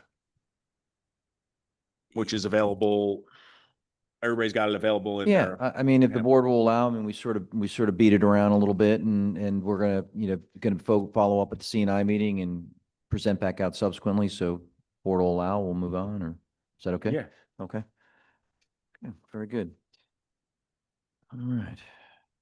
Okay, I'll school calendar, Mr. President, shall we? Oh, I guess I misunderstood. So we're not talking. So we're not, no, because we just, Okay, we briefly. numbers are there. we're gonna- Okay, got it. Yeah. No, but we're gonna revamp a little bit Okay, and get All right. more information. sorry about that. That's good. Proposed 2026-27 school calendar. Okay, always an exciting, Oof, this one's always, this, right? I will say, back in the day. yeah. When I first started coming Uh-huh. to these meetings, this was, my youngest was at Village, or my oldest was at Village. You wouldn't talk about this till February. Yeah. But Yeah. like, this is November, we're early. Yeah. that was a different administration. So last year we approved it in December. And what we understand, believe it or not, we had one parent reach out to us, but still, and was interested in understanding what the calendar was going to be because they were already making plans for. So, so we figured we'd bring it forward in November, and this way we had an opportunity to discuss it. So I'm just going to kind of walk you through it and explain how we arrived at this. I want to thank my executive assistant, Mrs. Busario. She's been outstanding and helping me, work on this, doing research of other districts and things of that nature. So I just want to publicly thank her. So Labor Day is late. If you have it out, we can walk through it. Labor Day is late next year. It's the 7th, Monday the 7th. So our intention, the proposal is to start before Labor Day. Contractually, we cannot start before September 1st in this district. You may read about some districts starting in August. I'd love to be able to bring our teachers in late August and then start our students at the very beginning of September, but we're not contractually permitted to do that with the local CBA. Anyway, we are going to start with 2 full PD days. The last couple of years, we've done 2 half days, and it hasn't really worked. In addition to possibly being a hardship for our parents and guardians, and I'm not going to bore you with the details, but we need 2 full days. We could use a lot more than that, to be honest, to get ready. But 2 full days is the minimum I think we need to really get everyone prepared and ready to go to receive students on the first day, which would be Thursday. So not a bad opening. We start with 2 full days on the 3rd and the 4th, sort of a soft opening, a little short week, get everybody sort of acclimated, course expectations, and then we go into, a 3-day weekend with Memorial Day on the 7th. Rosh Hashanah does fall on a weekend, but we are recommending an early dismissal on the 11th. And part of the reason we're doing that is the local collective bargaining agreement also requires that we do a half PD day, one prior to October 1st and one prior to March 1st. So it sort of serves 2 purposes there. We get the 90-minute PD day in, and we also, offer our Jewish families an early start in the event that they're traveling for the weekend. Of course, it doesn't start until sundown, but still it's I would argue, a nice gesture for our Jewish families, and it serves a contractual purpose. In addition, it's nice to have another PD day in September because we can sort of clean up loose ends from things that might have come up in the first week of school or following up on those early staff development days that we had to start the year. And then we have Yom Kippur on the 21st. So that's September. October, this year we did have, the district was closed for Columbus Day. It just didn't work. And you'll see it as we run through the calendar, but we are identifying it as a PD day for teachers. so for, members of our Italian American community who, celebrate that and do things with their families, they would be able to do that. And of course, for our. Doesn't everybody in America celebrate Columbus Day? Yeah. Not just the Italian American? Well, I mean, I think it's of particular significance to Italian Americans. Yeah. I'm American. Yeah. And so no, we move into November. Now here's so what we got here. So last couple of years we've been in on election day, and I think we can agree that no one's really thought that that was an ideal option. I have tried the last 2 years to have the polling locations changed without success. It's one of the more difficult things you can get done. But it actually works out pretty well because we were able to build in a fall break in November. Alternatively, what we could have done was come in on election day for a PD day, but then I think you end up having a really choppy week for kids. Folks are going to go away anyway. Many will go away anyway. So this way we have a fall break. And truthfully, it's not a bad time for fall break. September and October are heavy, I think, for everybody. We're ramping up after the summer. And so it's not a bad time. Obviously, the district would have been closed Thursday and Friday for teachers convention. So we're proposing having that week in November off for fall break. And then, of course, at the end of the month, we have the early dismissal on the 25th and, Thanksgiving recess on Thursday and Friday. December, pretty straightforward, early dismissal as per the contract the day before vacation. The holiday break would run from the 24th through Friday the 1st, and we would return to session on the 4th. The 18th, Martin Luther King Day, has traditionally been a district closure day. February, we do, again, having to do that other 90-minute PD day in advance of March 1st. We're building in an early dismissal day for students on the 27th. It's a little bit of a gesture, right? Because we have the Monday for President's Day, so it gives folks a jump on the weekend. Maybe they're going up to Vermont to ski or, so gets them on the road a little earlier. March, the 10th of March is Eid, which the board has approved in the calendar the last couple of years. So that's proposed. Now, interestingly this year, whereas Easter and Passover oftentimes overlap, this year they're very far apart. In fact, Passover doesn't come until the end of April. I think that the end of April is not a good time. It's very late for spring break, and April is also a very heavy testing month. And it was really for that reason that we opted to give the spring break a line adjacent to the Easter holiday as opposed to Passover. So you can see Easter, I believe, is the 28th. So we start our early dismissal on the 25th. And to be honest with you, people are limping around by the end of March. I mean, it's a grind. You're getting through that winter, dog days of winter, and March is, by the time people get to the end of March, I think it comes at a great time for a spring break.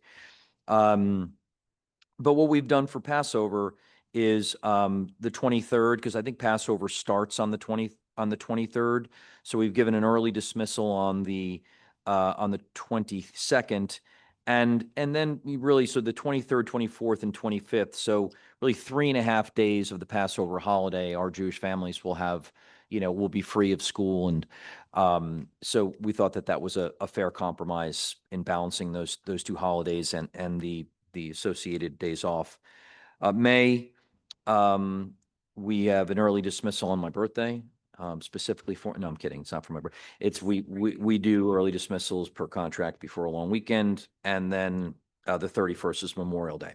Now let's talk a little bit of how the school year ends. You might be thinking, why would we want to come back that last week? Why wouldn't we just try and end on the 18th? The problem with the 18th of having graduation on the 18th is we always have project graduation, and the cost of project graduation would be exponentially higher for our organizers. And they do a great job of fundraising, but it would be really, we reached out to them, and it would really be cost prohibitive for them to do it on a Friday. So we moved it into the following week with graduation on the 23rd, and 2 school days. That was in essence what enabled us to do, amongst other things, the fall break, by picking up By ending 3 days later, we picked up some days here and there. So that's sort of the architecture and the rationale behind the draft. But of course, it is a draft for the board's consideration, and I'm happy to Sure. answer any questions. Well, I appreciate I feel like you're always listening to the community. People didn't love the half days. So I appreciate that you acknowledged that and made the change. Also, the election day has always been, and I was going to mention, if you didn't, I know, I've been on the emails of you trying to move the polling locations the last 2 years. And yeah, that's very difficult. So I appreciate your efforts in trying to make that happen, but it's just better off to take off for that day, right? Who wants to comment on the calendar? I know Pete's ready to go. I'll give you the easy ones. I don't have kids in school anymore. I do know the one year when we did the full week for November break, that was really welcomed, especially for, sophomores, juniors in high school. They have a full week. They can see a ton of colleges in the South and in the West, wherever. My feeling is you're going to get a lot of, I don't want to say grief, but starting before Labor Day, I've never, at least the 10 years I've sat here, never have we ever started before Labor Day. I would expect a lot of less butts in the seats for those 2 days. I would expect a high absentee rate on that day, because I think in this district historically, I don't know if we ever started before there. I see no Veterans Day. That's fine. I think it's better when the kids are in school for Veterans Day. Columbus Day, we've gone back and forth for so many years. Like some days we're off, some days we're not. I mean, I was going to mention that. Can I comment on yeah, that? and that was the last thing I was going to say is I think you covered every holiday. Like I love that this board acknowledged Eid, Diwali, Christmas, Easter, Yom Kippur, Rosh Hashanah, Chinese New Year's on the weekend. I quickly Googled it and I was like, it's on the 17th, but that was for this year. So I don't think you're missing any. And Passover, I don't know if we always had off on that one. That's been a weird one. Well, I think most years it's It's attached. yeah, it works because Like they tend to Easter, align, but break. every so often they're offset. And so, we really made the decision based upon really what time of year it made most sense for us to have that week off for spring break. And, and that was just a decision, a recommendation of, offering that Friday off just as a show of good faith to those community members. But we certainly, that's why we're here to discuss it. That we do have, we have really only, I would argue, maybe one day that we could flex and flux around to something else, right? Really just, I think, and I didn't put it, I mean, listen, I think we could certainly be closed for Veterans Day, and and that would be an honorable day to be closed. But I also know that since do a I've great been event here, here, we yeah. typically haven't been out, right? And it's an opportunity. We do a lot of great stuff in our schools for the kids surrounding Veterans Day. We have Indian Hill this Friday. It's Friday, yeah. As a whole event. Yeah. But I did want to say, I wanted to be fair, because I'm appreciative that Columbus Day got back on the calendar, but we had a conversation publicly as well that, and I don't want to ruffle the feathers because I know how difficult it is to put the calendar together. And it's, I'll go either way, but we did discuss that kind of being like, we get all the religious holidays in to acknowledge all the religions. And then we looked at it last year as like a floating, remember that conversation? And we said, days off. and we said, yeah. And we said, okay, maybe we could be Veterans Day next year. Or maybe, one year somebody wants to be St. Patrick's Day. I think there was even talk at, maybe board leadership decides each year and floats that one. So, I know we're doing the calendar beforehand, so we don't know, but that was just a thought. I don't want to screw up the calendar because it's difficult to put it together and maneuver, but I'm just throwing that out there for all of you to, digest and whatever you want to comment about it.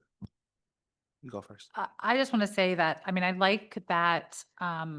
So one of the things that I've brought up before is, especially when we're trying to be so inclusive of a calendar, how does that work when there's such a diverse community, and how do you represent everybody? And if things fall on a weekend, do you really have, where do you have to put it into the calendar to observe it one day?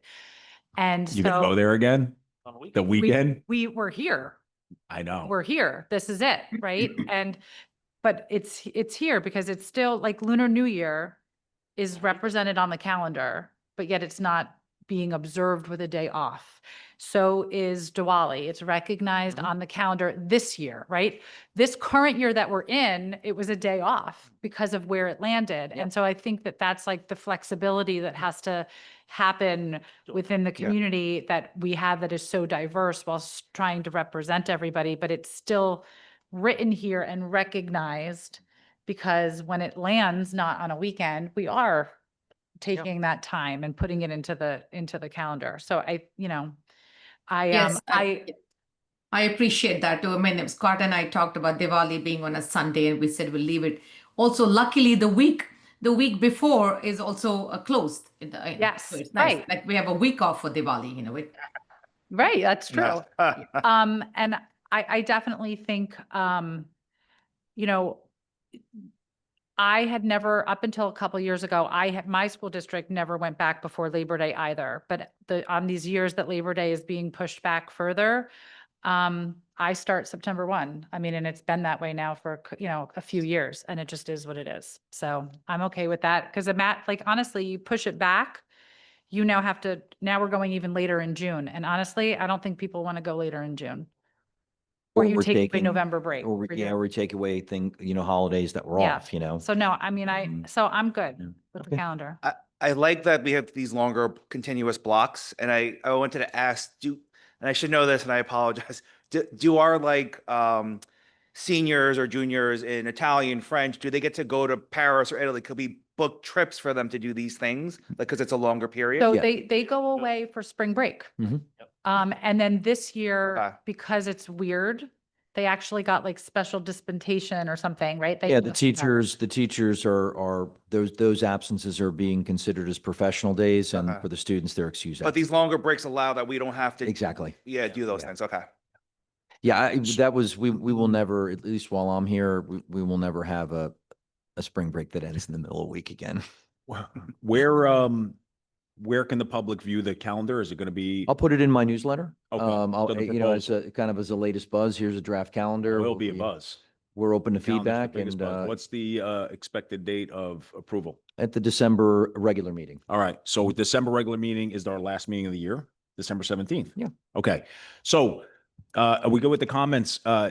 Dr. Casco is going to send it out to the community, so people have an opportunity. They have pretty much a full month to digest this, but also keep in mind that if we have to make any pivots, we want to have them done so the calendar can be. We'll put it on the CAL, the December 10th CAL, for if I receive, and I would probably share, if I received any feedback for the board's consideration, I'd probably share it with you sooner than that, but latest, I would share it with you at the December 10th CAL for discussion and consideration and possible revisions in advance of the approval on the 17th. If you have any comments, reach out. And I think you should note, Scott, when you put it out Mhm. because I don't think some people don't realize that when you are transitioning from SATs to the high school, you're back anyway in August if you're playing a fall sport. So sometimes they don't realize that. And, somebody that might not, July, which is optional, whatever, right? It's always optional, but it's not. But Yeah. they follow the NJSIA or whatever, and that they start back because, when with my first kid that went through, I had no idea, and Yeah. so just something to kind of, that they might want to note that as they're trying to plan things, you have to be back August 5th, whatever the date is. 100%. And you spring sports, you play during spring break, you don't get that off. Yep. So. Yeah, I mean, our teams will probably open their schedules that week of the 1st, and very likely our first They'll football game will be that they'll be Friday. scrimmaging in August. That's right. So, it's practices start, football and cheer are 3 weeks ahead of, or a full week before every other sport too. So, I mean, it's early, but just to note that as, because maybe that would stop maybe some of the feedback on that September 1. All right. So we've got review of agenda items on November 19th is the regular meeting. Next Wednesday, we're going to have 2 presentations. We've got the girls varsity tennis recognitions. That's a 4-peat, right? Championship? 4-peat group championship. Yeah, congrats. Congrats to the Lady Hornets on that tennis championship. And then we have a recognition of our school safety specialist, who we're very proud of and have one of the safest schools in the nation, I believe, is what we're told. So that's top priority. So we're going to recognize our specialist there. Does anybody have any questions about the agenda that they want to ask? I just want to make one note, President Damari. So some of the job descriptions that you see under the supporting documents will be tabled based upon our conversation in executive session. There are a couple of exceptions to that, which I'll note, which are the academic supervisor, and I'll qualify that in a moment, and then the administrative assistant to supervisor of school counseling, because that's per our conversation in exec, that's the other executive assistant within the high school counseling suite, not the one that we had a more lengthy conversation about. So that's just a refreshed job description, updated from 1994 that aligns It's with. still just a union. Correct. On the union That's right. side for secretary. Exactly. Just change in title and kind of Mhm. updating. Right. as So, needed. so I think based upon our conversation that wouldn't impact that and that moving that forward. The academic supervisor, this is also, we have a generic supervisor job description. We do not have job descriptions that are tailored to the content area. And I think that gives us some flexibility.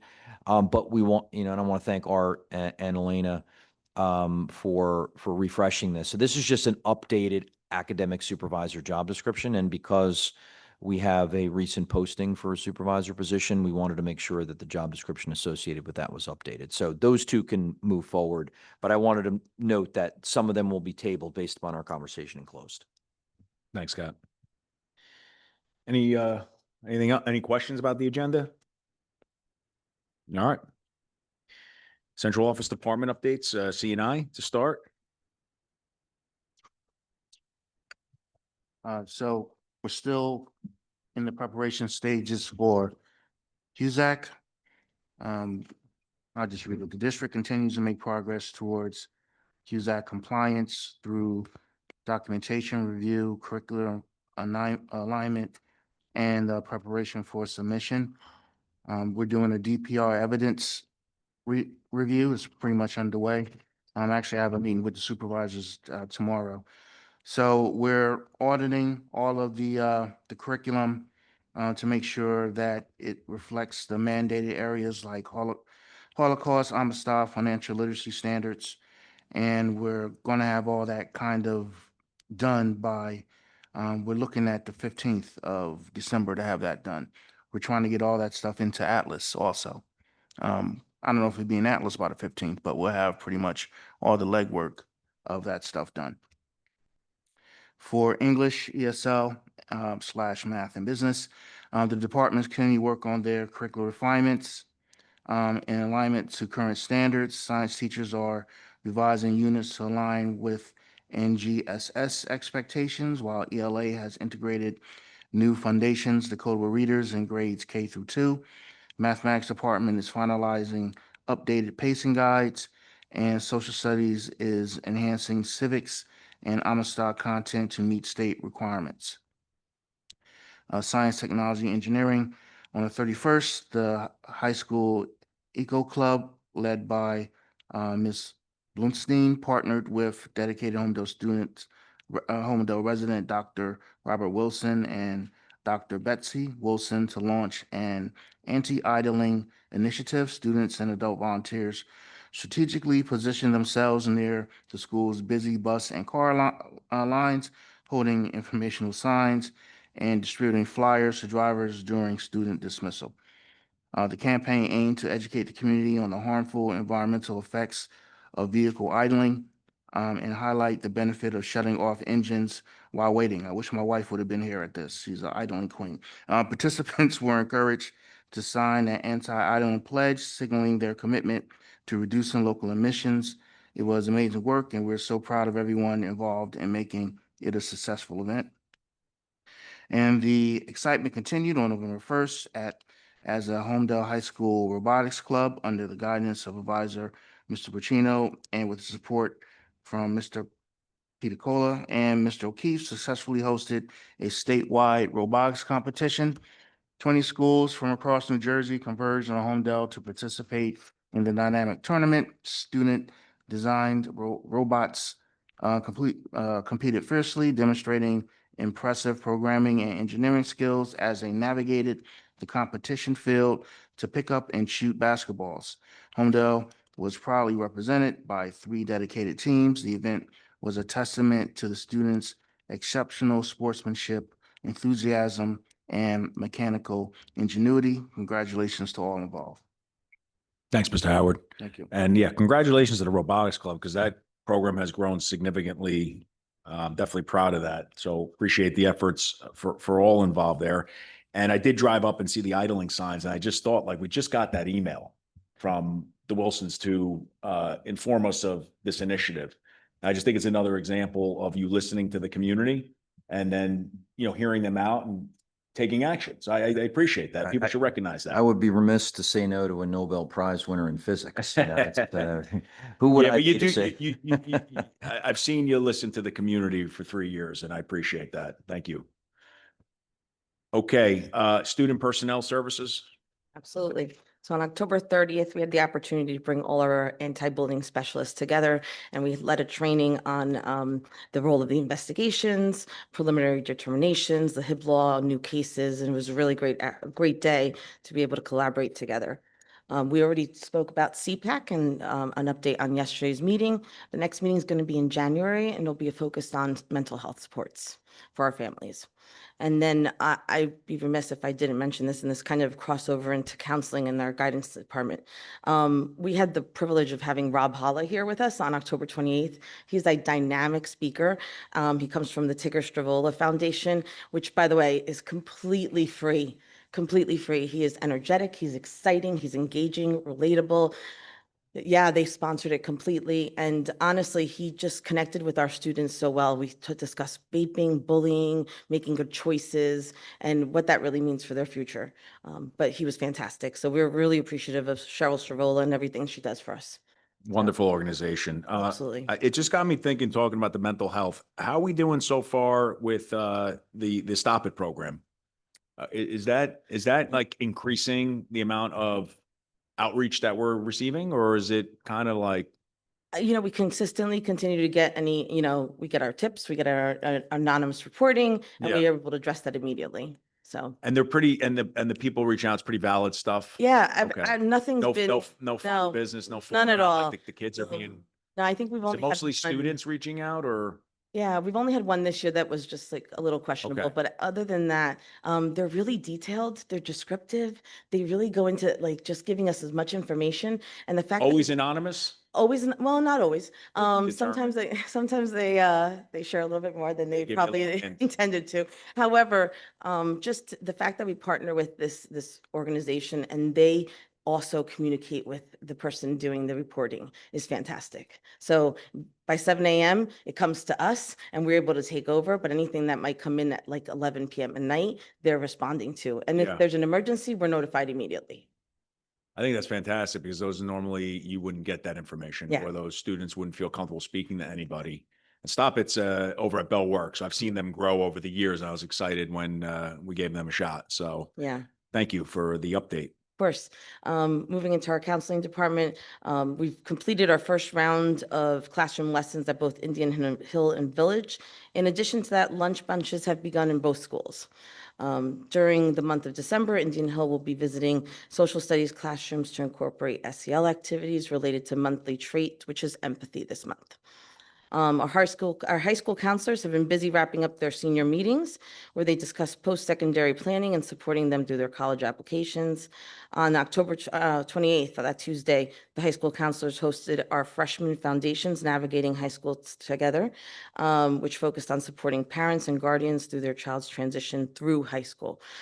So it's a great opportunity for really to break down what that's going to look like for the next 4 years for their child. And I just want to hover Yeah. over that for a moment course. because I think that's another good example of an improvement, an enhancement, right? Absolutely. Because we had conversations with the board, right? And even in public about what are we doing to support students and parents and guardians at those key transition points. So there's always a level of satisfaction when you see feedback comes in. A lot of times it comes from the board, sometimes from our community.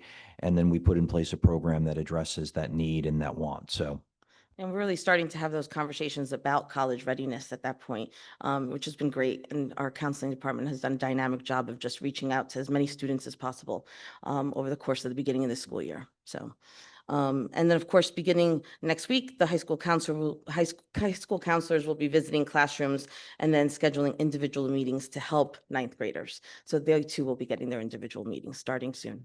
Thank you, Dr. Lamont. Of course. I just have some comments to throw out there, just some thoughts of some past conversations. So just briefly, the high school counselors meeting with the ninth graders, is this their first meeting? Or is this a second meeting to the ninth graders to help them along or figure out their roadmap per se? Well, it's certainly the second one because they've started the first one through from 8th grade moving to ninth grade. Okay. So this is a continuation of that.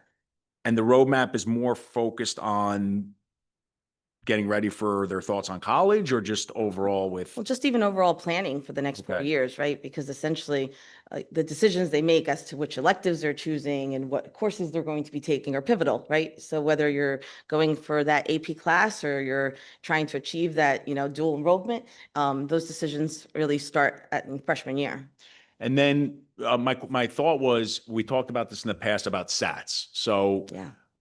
I know I'd said that I wish we could enhance the roadmap for 7th and 8th graders at that juncture for them to understand mentally, because not every parent is reading the program studies and understanding then what opportunities they're going to have in high school so that they can be focused on it in 7th and 8th to get them there. Mhm. Because I know when we were going over this, we were saying, wow, by the time they get to high school, like, I wish they would have gotten this information a couple of years ago. And I know, Ms. Rizzatelli was working on that. And I don't want to forget to throw that out there. Yeah. I got it. My voice is going to be gone in a month and a half. So that's important to me because that roadmap, I just know that if you get to ninth grade and you're not, that roadmap's not there, it's like, wow, like Yeah. here I am. So just I wanted would to- say that, that remains an area of need, right? Just in terms of having really an this is not a criticism or, throwing shade. It's just, we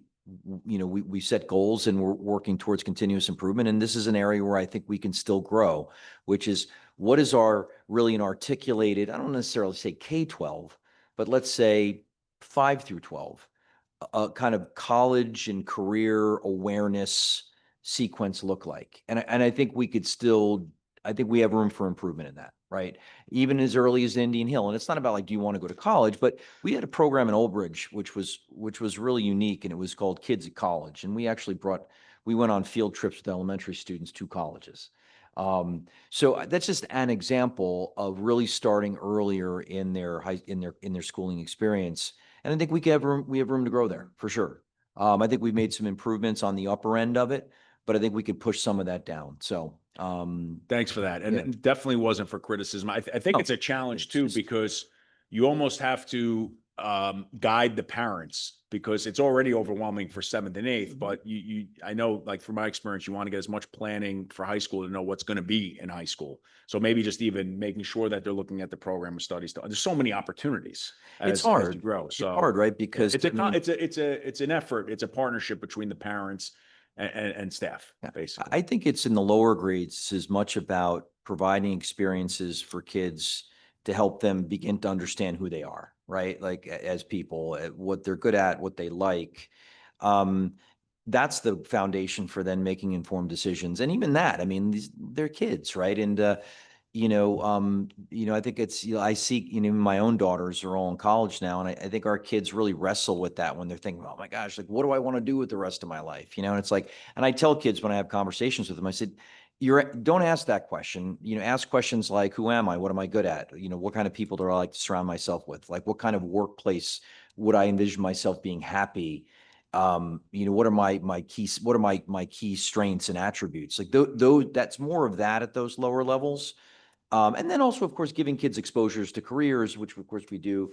But yeah, I mean, and I think that's a need industry wide. I don't think as an industry, when we call it that a profession, I think that's an area of need industry wide, is having really a thoughtful sequence of how we're helping kids develop their their self-identity and their self-concept and who they are, you know? So, and we do a great job of it on the secondary level, particularly with all the experiences and opportunities we have, and we've added to it in Indian Hill. But I think that's a really critical time as well as in Indian Hill, even before they get to middle school, because as we know, and for right or wrong, decisions that kids are making about coursework in middle school, like they're making foundational choices in coursework even at that early age. So I think Indian Hill becomes that focal point where we can do more of that. But it's an area where we can continue to grow. No Yeah, question. thanks. And yeah, it's a healthy balance because you don't want to overwhelm them either. All right. Any questions or comments for Dr. Lamoglia?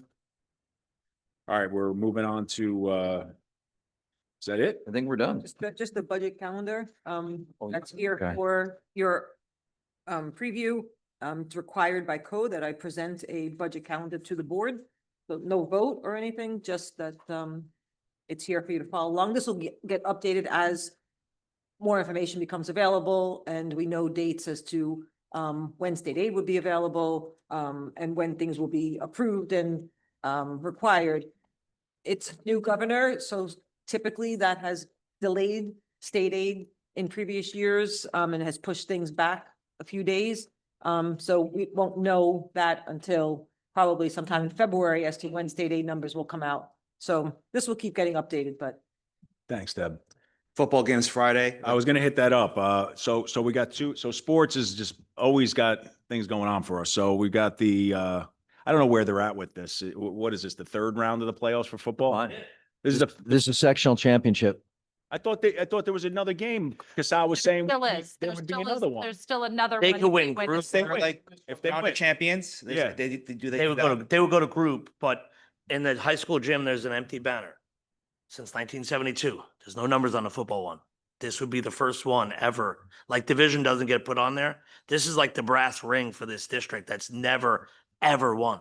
I mean, Yeah, this who is we playing? historic. Seneca, Yeah, so, yeah, which is big. 7 o'clock. 7 o'clock. But Broke. you know, it's going to be a big crowd. I mean, we will have reserved parking for the board, but we don't have staff to supervise Somebody the doesn't parking. steal it on you. Well, you got to get there. That's the only perk we get, guys. Come on, at one spot. I know, I had none. But here's a workaround. If you get shut out there, you can always park by Addie's house. Why would you put that out there? But we're gonna have 15, 20 coffees over there. And then we also have, so we have football on Friday, and then we've got girls volleyball Group 2 semifinals on Thursday, November 13th, tomorrow, Mhm. 5 p.m., playing Pinelands. So it's at Pinelands Regional High School. Go get them, Lady Hornets. Proud of all the students and these accomplishments. We went there Scott and Yeah. I were there yesterday, and it was my first girls' high school volleyball match. I'm going to stick to baseball and soccer. Oh my God, it was intense. They won 3-2. Last game only goes, I didn't know this, on the fifth game, it was 15 points. They were down like 11-10, 12-9. They were down 10-6. Came all the way back, won 15-13 in the fifth set. I mean, it was epic. It was absolutely amazing that and they get a number on the board now. So Oh, yeah. it's awesome. Chris, I did have one thing. I was like, Yeah. I've been thinking about this since Ed was here, and I wish I asked him. Okay. Can we ask him? Yeah, I know he's only been our benefits broker for a few months, but knowing that this is arguably outside of salary, benefits is the number 2 budget line item. I can't in my heart of hearts thinking like, oh, I called a couple of brokers or called a couple of companies. Not to say Cigna and United Healthcare and all these other companies will be knocking on our door wanting us to do this, but I feel we got to get this in writing. Like, all right, that's, like your job is to be our conciliary, right? To make a few phone calls, it's just not sitting well with me in terms of like, no, do more. I want you to see, put it out there. They're like not big- going to give you. No, I agree with you. I totally agree with you. But if I'm going to buy this pen, I have to get a purchase order in writing and whatever else. If I want You want the benefits, denial in writing, not. just on the phone absolutely, call. because I it's got so big. I mean, yeah, no one in their right mind is going to insure us. I would bet heavy that it's true. But at least make the You know the wherewithal due instead of a diligence couple of is phone done. calls. You know the due diligence. But at this time. Yeah, I mean, it's too big of a number not to. And I mean, and it's not that hard to do it. I'm just That's a saying, good like, idea, I think, yeah. yeah, I just think it's Well, just too big not to, just to the amount of attention. I think it's just a moot point and you're making them do some extra work. You could No, have him it- put it in writing that he was told by these carriers to do it. But But we whatever. never know. I never know. All of a sudden, of Well, those, we do hun- know. of those 130 claims, I have no idea what's in them. I have no idea. And that's why I was going to send an email to Scott and Deb and Chris are saying, can we get, what's a grouping in there? I mean, what is it? I don't know what it is. I mean, is it going to happen again? Because if I'm a broker, I would want to look at, or a benefits company, I want to look at what those claims are and going, can I take a risk there? Can I get work? Most likely not. I don't think I, would, but for that amount of money, when I'm getting a purchase order for a pen or a pencil or a bottle of water. This is not a purchase order. No, but This what is what I'm health saying is, insurance. you don't make a phone call to buy a pen. You literally have to put that in writing and everything else. And it's pittance of money. So yes, so he told you he could get other proposals from carriers, but they said, don't bother unless you're willing to take a 65% increase. Okay, then if it's that easy. What's the point? Because it's the due diligence of that much money on the table that we don't know. I would agree with you. I would never bet that people would want to come claim to us looking at our claim history. But Aetna took a shot with us, took it in the face. That was a one-off. I'm telling you, never going to happen again. I don't disagree with you. But again, this guy works for us. All right, That would be my recommendation. Yeah. Deb was the paper of these things. Deb right? can That make the people did. request. Correct. And then someone can't come to us like, well, you didn't make that, you didn't take that effort. It's a high visibility major It really is. closure, and it's going to It's the biggest create a thing that radical difference. It's the biggest of thing where that's the school pressuring us district right now. headed. So we want that in writing, so that when people come back to us, like, oh yeah, well, we made a few phone calls. Oh yeah, when? To who? What? Who to call? I don't know.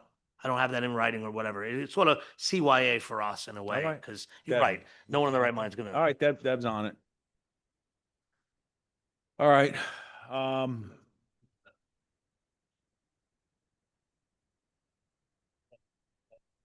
Yeah.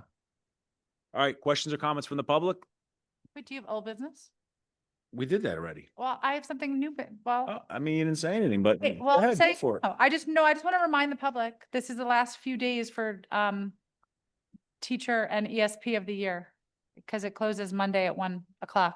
So that link is on the website. So if you have. It's on the Holmdel school site?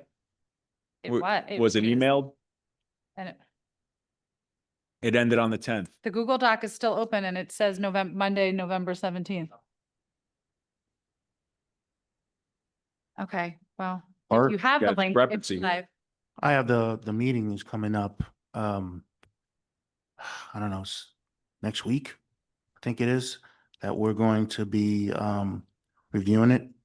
Like I'm just, the Google Doc is still live and it says November 17th at 1 PM. So just FYI, I don't What'd you know. vote for? Oh, I did. I did. Art, are we, the form said, are we still taking feedback from the community? Well, I haven't closed, honestly, I haven't closed the form, Okay, but nobody has really been given any other information. okay. I mean, I can keep the form open as kind of. All right, well, if you're doesn't have- listening, you still have an opportunity. When's your meeting, Art?